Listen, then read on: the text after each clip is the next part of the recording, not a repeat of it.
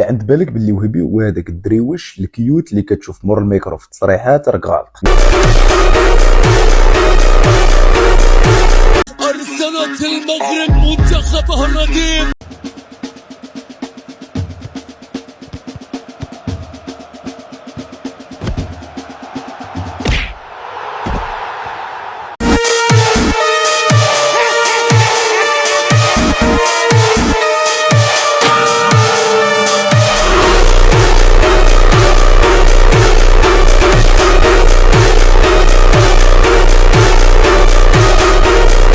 الا عند بالك باللي وهبي هو هذاك الدريوش الكيوت اللي كتشوف مور الميكرو في التصريحات راك غلط. السيد مخبي مور ديك تدرويشيات، كاريزما، شخصيه قويه وكاركتير ثقيل وما ساهلش. الدرويش شد لك براهيم في التيران وقدام عباد الله بهدلو. الدرويش في الكولين بريك جمع لك اللعابه عربط عليهم. الدرويش ملي تسجل البيت ما خلاش الانفعال ياخذو سور بلاص، دار عند ساكرامينتو كيقول ليه شوف ليا لورجو واش كاين ولا لا. والدرويش كي سال الماتش تفرقع في التيران، خرج كاع الضغط اللي كان عليه وشويه ويحيد عليهم الفيستا. عارف باللي هذه ردة فعل عاديه واي مدرب يديرها، ولكن وهبي حاله خاصه. الهدوء ديالو، الرزانه واللباقه تقدر تغلط شي وحدين ويحسبوه بلا شخصيه وما قادرش يجاري السميات اللي في المنتخب والوضعيه اللي كيفرضها عليه الستاتيو ديالو. والواقع كيف ما شفتي حاجه واحده اخرى، خونا ماسيوري وماسيوري بالمزيان.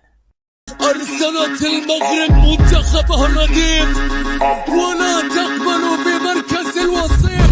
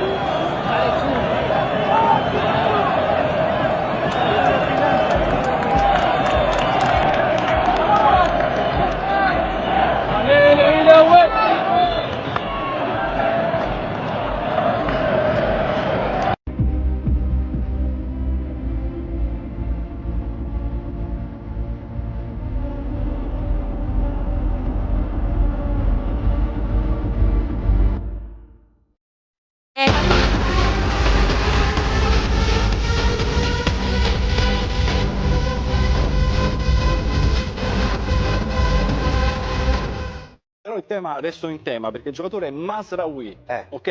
Mazraoui, giocatore che è cresciuto in Olanda, no? Con l'Ajax. Anche lui poteva a un certo punto decidere gioca col Marocco alla fine. Guardate questa foto, cioè quanto sono bravi i fotografi perché tendiamo a volte a dimenticarlo. Qua Mazraoui ne blocca due, uno è McTominay, l'altro è Gannon Dodd. Guarda da solo, allarga le braccia, questa è veramente da prendere e portare nelle scuole quando insegna a difendere. Questo è volontà. O anche al difensore della Costa d'Avorio di stasera. Ma questa foto è pazzesca, perché guarda quanto è alto McTominay, l'abbiamo visto col Napoli fare tante, e guarda lui ne tiene due, fantastico. Mazraoui, questa è la foto veramente di quello che è il Marocco di oggi, una squadra che può fare tanta strada. Poi lui è rivolto verso il pubblico e in quel momento stai dicendo datemi una mano per favore, non ce la faccio. Aiuto! Bellissima, complimenti al fotografo che l'ha scattata.